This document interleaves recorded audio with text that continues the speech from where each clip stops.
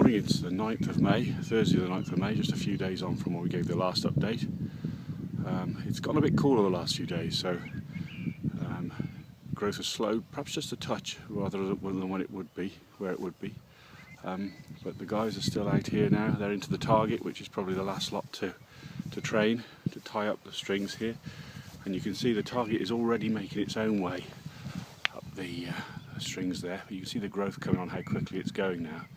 But if we look across the rows here, these are some of the work that's been done, and you can see that these plants look a lot better here.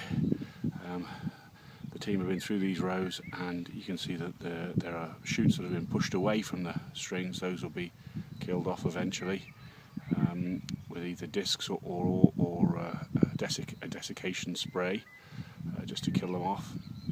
And the 2 or 3 shoots per string will carry on making their way up these strings.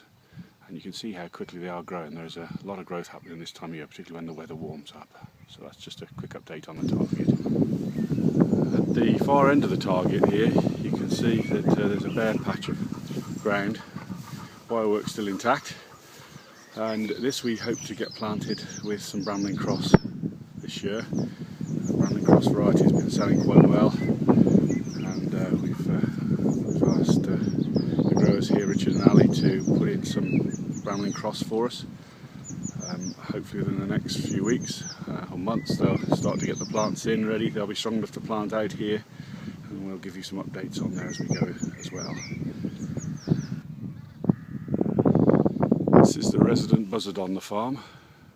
You can see the crows are very upset that he's in the vicinity, and I'm really telling him that he shouldn't be around here.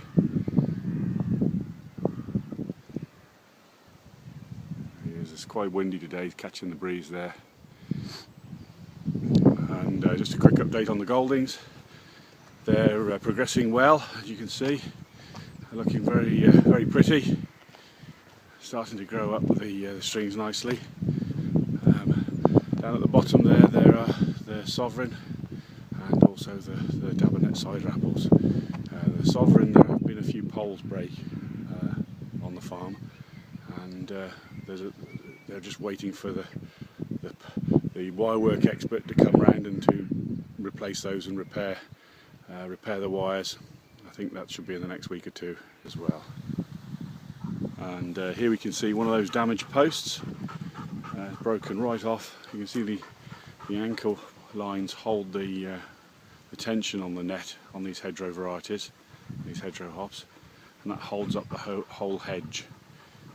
But when one goes and breaks, you can see it's sheared off in the post there, in the hole there.